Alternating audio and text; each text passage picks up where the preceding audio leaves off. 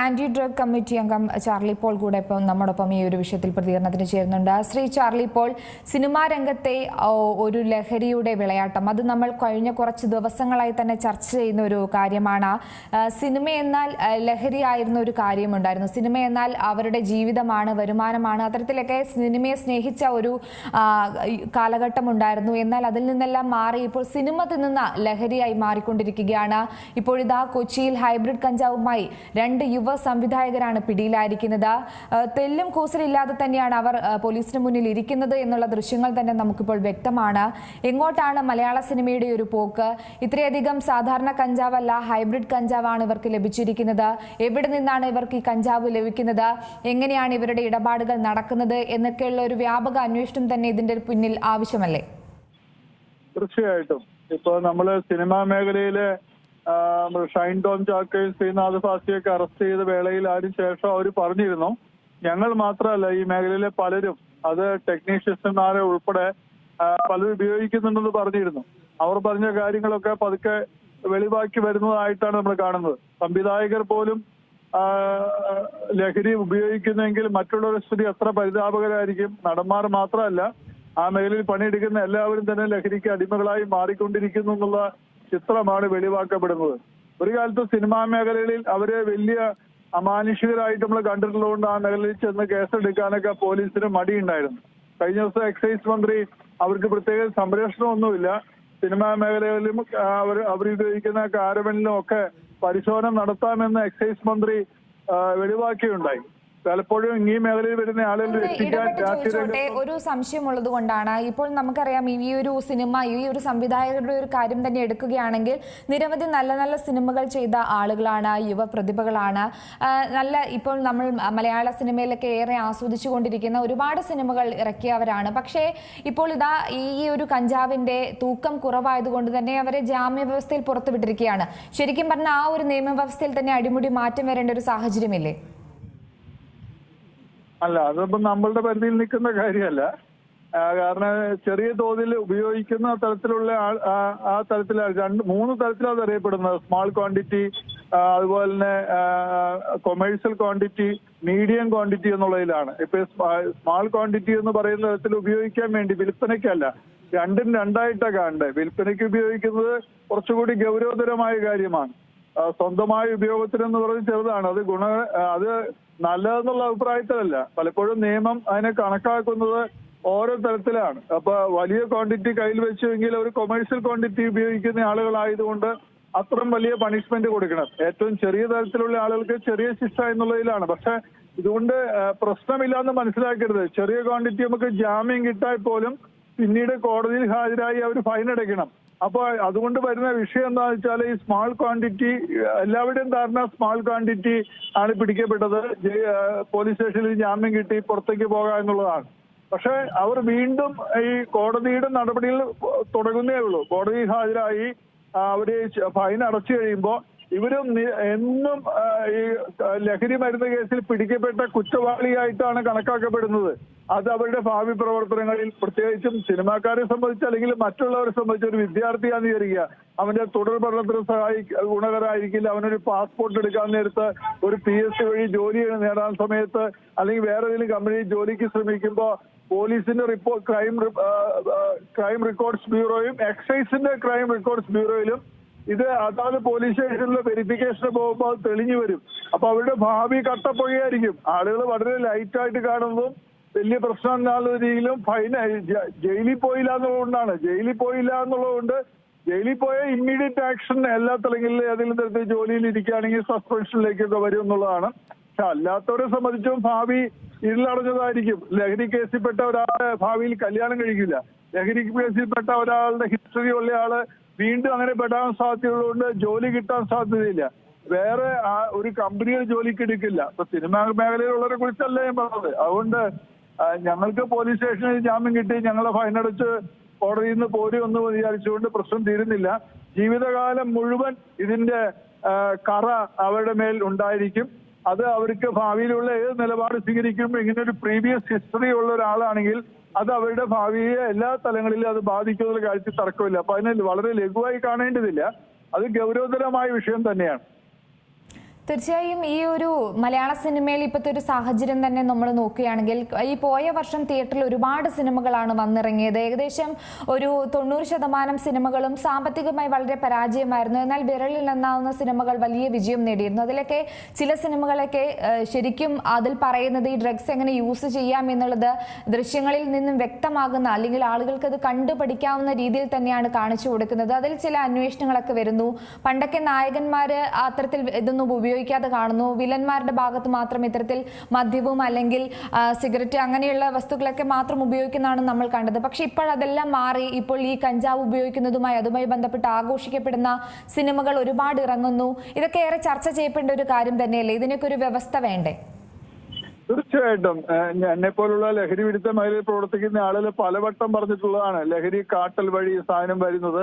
അതുപോലെ സിനിമയിലൊക്കെ ഇത്തരം സീനുകളെ ഉൾപ്പെടുത്തുന്നത് ഒരു പ്രശ്ന പരിഹാരത്തിന് വേണ്ടിയിട്ട് ലഹരി ഉപയോഗിക്കുന്നതായി കാണിക്കുന്നത്, നായക നടനോ നായിക നടിയോ ലഹരി ഉപയോഗിക്കുന്നതായി കാണിക്കുന്നത്, ഇതിനൊക്കെ തന്നെ ലഹരി മാഫിയ വലിയ തുക നൽകുന്നുണ്ടെന്നാണ് പറഞ്ഞത്. തിരക്കഥയിൽ പോലും ഇങ്ങനെയുള്ള സന്ദർഭങ്ങളെ ഉൾപ്പെടുത്തുന്നതിന് വലിയ തുക നൽകുന്നുണ്ട്. നമുക്കറിയാവുന്ന പോലെ ലോകത്തെ ഏറ്റവും കൂടുതൽ വരുമാനമുള്ള മേഖല ആയുധ മേഖലയാണ്, ആയുധ വ്യാപാര മേഖലയാണ്. ഈ രണ്ടാമത്തെ മേഖലയാണ് ലഹരി എന്ന് പറയുന്നത്. അപ്പോ ഈ ലഹരിയുടെ വലിയ മാർക്കറ്റ് നിയന്ത്രിക്കുന്ന വലിയ ഭീമന്മാരുണ്ട്. സമ്പന്നമായ 5 ലോക രാജ്യങ്ങളുടെ മൊത്തം വരുമാനത്തിന്റെ 10 ഇരട്ടിയാണ് ഇവരുടെ വരുമാനം. അപ്പൊ അവരെ സംബന്ധിച്ച് വ്യത്യസ്തമായ തലങ്ങളിൽ ഇതിന് ഒരു പ്രചരണം നൽകുന്നതിന് വേണ്ടി വലിയ തുക മാറ്റിവെച്ചാൽ അത് വിഷയമല്ല. ഞാൻ പറഞ്ഞപ്പോ നാട്ടിൽ കഞ്ചാവ് വിൽക്കുന്ന ആള് ലഹരി ദൃശ്യം ഉൾപ്പെടുത്തുന്ന സിനിമയുടെ സംവിധാനം കൊടുക്കുന്നതല്ല. അത് വലിയ നെറ്റ്വർക്ക് മാർക്കറ്റിംഗ് തന്ത്രങ്ങളുണ്ട്. അപ്പൊ അതിന് അവര് ഈ ഇത്തരം ലോബികളിൽ നിന്ന് പണം വാങ്ങുന്നതായിട്ട് നമ്മൾ മനസ്സിലാക്കിയിട്ടുള്ളത്. അതുപോലെ തന്നെ ഈ ലഹരി ഉപയോഗിക്കുന്ന സിനിമാ നടന്മാരുടെ അത്തരം ദൃശ്യങ്ങൾ എടുത്ത് പ്രദർശിപ്പിക്കുന്നതിന് പോലും പണമുണ്ടെന്നാണ് പറയപ്പെടുന്നത്.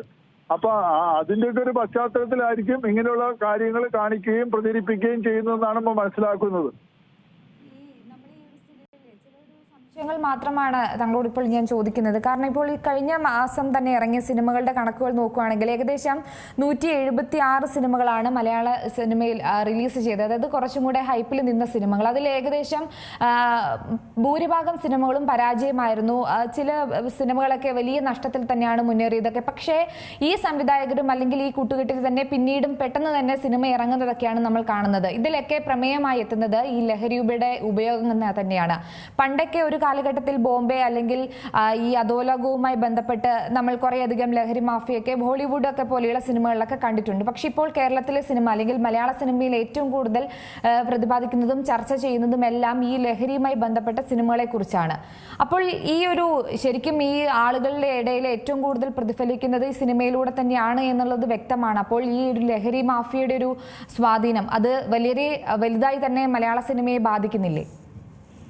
തീർച്ചയായിട്ടും നമ്മളിപ്പോ സമൂഹത്തിന്റെ ഒരു പരിച്ഛേദമാണ് എല്ലാ രംഗങ്ങളും എന്ന് വേണമെങ്കിൽ പറയാം. അതിന്റെ ഒരു റിഫ്ലക്ഷൻ ആയിട്ട് കാണാമെങ്കിൽ കൂടിയും ആ റിഫ്ലക്ഷനേക്കാൾ ഉപരിയായി ഇത്തരം കാര്യങ്ങൾ ലഹരി വ്യാപകമായി പ്രചരിപ്പിക്കപ്പെടേണ്ട ഒരു മേഖലയാണ് ഇന്ത്യ, പ്രത്യേകിച്ച് കേരളം. അല്ല പഞ്ചാബ് കഴിഞ്ഞാല് ഭൗതിക തലത്തിൽ ഏറ്റവും ഔന്നത്യമുള്ള ആളുകളാണ് മലയാളി. ആ മലയാളിയുടെ യുവതയെ തകർക്കേണ്ട ലക്ഷ്യങ്ങൾ ചിലർക്കുണ്ട്. അത് ഞാൻ വ്യക്തമായി പറയുന്നില്ല. അപ്പൊ അങ്ങനെയുള്ള ഒരുപാട് അജണ്ടകൾ ഈ കേരളത്തിലെ ലഹരി ഉപയോഗത്തിന് പിന്നിലുണ്ട്. ഏറ്റവും കൂടുതൽ പോലീസ് പട്ടാളത്തിൽ ഔന്നത്യം ഉണ്ടായിരുന്ന ആളുകളായിരുന്നു പഞ്ചാബിൽ ഉണ്ടായിരുന്നത്. ഇന്ത്യയെ തകർക്കുക എന്ന് പറയുന്ന ഒരു വലിയ ലക്ഷ്യം പഞ്ചാബികളെ തകർത്ത് കളഞ്ഞതിന്റെ പിന്നിലുണ്ട്. പഞ്ചാബിൽ ഇപ്പോ ഓരോ പഞ്ചായത്തിൽ പോലും ഡി അഡിക്ഷൻ സെന്ററിലാണ്. അവിടെ യുവതലമുറ പാടെ നശിച്ചു കളഞ്ഞു. ഇനിയിപ്പോ കേരളത്തിൽ അത് രണ്ടാമത് നോക്കുന്ന സ്ഥലമാണ്. അപ്പൊ അതിനു വേണ്ടിയിട്ട് ഒരുപാട് കാര്യങ്ങൾ കേരളത്തിൽ പല ഏജൻസികൾ ചെയ്യുന്നുണ്ട്.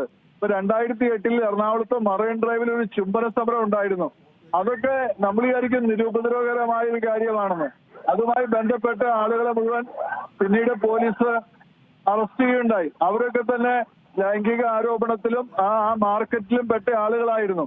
അപ്പൊ അതിനൊക്കെ പണം കൊടുക്കുന്ന ആളുകൾക്ക് കേരളത്തിലൊരു സാമൂഹിക അരാജകത്വം ഉണ്ടാകണം, ലഹരിയുടെ വിളയാട്ടം ഉണ്ടാകണം, അതുവഴി കേരളം നശിക്കണം, ഇന്ത്യക്ക് ക്ഷീണമുണ്ടാകണം എന്ന് വിശ്വസിക്കുന്ന വിദേശ ശക്തികൾ വരെ ഇതിന്റെ പുറകിലുള്ളതായിട്ട് നമ്മൾ മനസ്സിലാക്കേണ്ടിയിരിക്കുന്നു. അതൊക്കെ അന്വേഷണം നടത്തി കണ്ടുപിടിക്കേണ്ടതാണ്.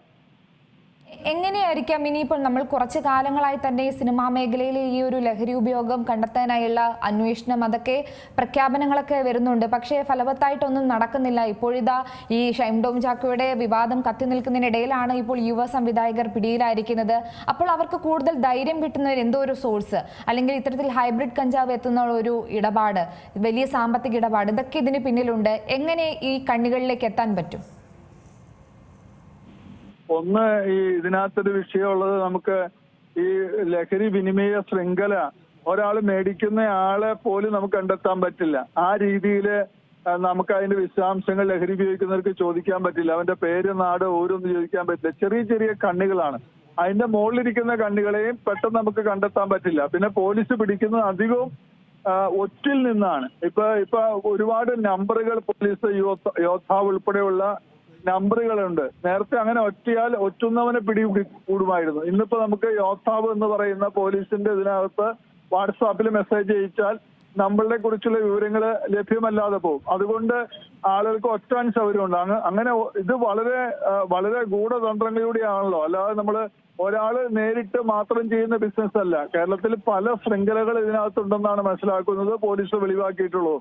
അതുകൊണ്ട് എല്ലാവരും ഒന്നിച്ച് നമുക്ക് എടുക്കാനൊന്നും പറ്റില്ല. ആ തരത്തിൽ നമുക്ക് ഇതിന്റെ ഒരു ശൃംഖല ഇന്ന സ്ഥലത്ത് നിന്ന് ഡിവൈഡ് ചെയ്ത് പോകുന്ന അവരെ മനസ്സിലാക്കാനൊന്നും പറ്റില്ല. പലപ്പോഴും ഗൂഗിൾ മാപ്പ് വെച്ചിട്ട് ഇന്ന സ്ഥലത്ത് അത് ഉണ്ടാകുമെന്ന് പറയുകയും അല്ലെങ്കിൽ അവരോട് ആ സാധനം പ്രത്യേക കോഡ് വഴി നമുക്ക് കൈമാറ്റം ചെയ്ത് കിട്ടുകയൊക്കെ ചെയ്യുന്ന സ്ഥിതിയാണുള്ളത്. അതുകൊണ്ട് അവരെ പിടിക്കുക അത്ര എളുപ്പമല്ല. ഇപ്പൊ പോലീസ് വ്യാപകമായ ഇതിനകത്ത് ഇടപെട്ട് തുടങ്ങിയിട്ടുണ്ട്. അത് നമുക്ക് ഇങ്ങനെ മെസ്സേജ് ഒറ്റ കിട്ടുന്നതാണ്. മാത്രമല്ല, ഒരാളെ പിടികൂടുമ്പോൾ അതിനുമായി ചേർന്ന മറ്റു ആളുകളെ അവർക്ക് പിടിക്കാൻ പറ്റുന്നുണ്ട്. സിനിമാ മേഖലയിൽ ഇതുവരെ ഷൂട്ടിംഗ് തടസ്സപ്പെടും, കോടികളുടെ വ്യാപാരമാണ്, ബിസിനസ്സാണ്, ഒരുപാട് ആളെ ബാധിക്കുന്നതുകൊണ്ട് പോലീസ് മാറി നിൽക്കുകയായിരുന്നു. ഇപ്പോ ഒരാളെ പിടിക്കുമ്പോൾ മറ്റു ആളുകളെ കുറിച്ചുള്ള വിവരം കിട്ടിയിട്ടുണ്ടാകണം. അല്ലെങ്കിൽ കഴിഞ്ഞ ദിവസം പറഞ്ഞല്ലോ, ഞങ്ങൾ മാത്രമല്ല എന്ന് പറഞ്ഞല്ലോ. അപ്പൊ അതിനകത്ത് ആരെങ്കിലും വേറെ ആളുകളുടെ പേര് സൂചിപ്പിച്ചിട്ടുണ്ടാവും. അങ്ങനെയായിരിക്കും അത് സംവിധായകരിലേക്കൊക്കെ ചെന്നത്. അല്ലാതെ വെറുതെ ഇപ്പൊ സംവിധായകര് അടുത്തേക്ക് പോലീസ് ചെല്ലില്ലല്ലോ. എന്തോ ഒറ്റുണ്ട്. ഇനി ഇത് മാത്രമല്ല, വേറെയും നടികടന്മാര് സിനിമയിലുണ്ട്. ചിലതൊക്കെ ഡൈവോഴ്സിന്റെ പക്കത്തെത്തി നിൽക്കുകയാണ്. അതൊക്കെ ആളുകൾക്ക് അറിയാവുന്നതാണ്. അത് ഇനി എവിടെയെങ്കിലുമൊക്കെ ചോർന്ന് കിട്ടുമ്പോൾ പോലീസ് അവരൊക്കെ നിരീക്ഷിക്കുന്നുണ്ടെന്നാണ് മനസ്സിലാക്കുന്നത്. 10-20 ദിവസം നിരീക്ഷണത്തിന് ശേഷമാണ് ഇങ്ങനെയുള്ള ആളുകളെ പോലീസ് പിടിക്കുന്നുള്ളൂ. കാരണം ഇവരുടെ കയ്യിൽ ഇത് ഉള്ളപ്പോഴോ ഇവർ ഉപയോഗിച്ച സ്ഥിതിയിൽ വരുമ്പോഴാണ് പലപ്പോഴും നമുക്ക് ഇവരെ പിടിക്കാൻ പറ്റുന്നത്. അതുകൊണ്ട് അത്തരമൊരു സംവിധാനം ഉണ്ടെന്നാണ് ഞാൻ മനസ്സിലാക്കുക. ഏറ്റവും പുതിയ വാർത്തകളും വിശേഷങ്ങളും വിരൽ തുമ്പിലറിയാൻ സീ മലയാളം ന്യൂസ് എല്ലാ ഡിജിറ്റൽ പ്ലാറ്റ്ഫോമുകളിലും ലഭ്യം.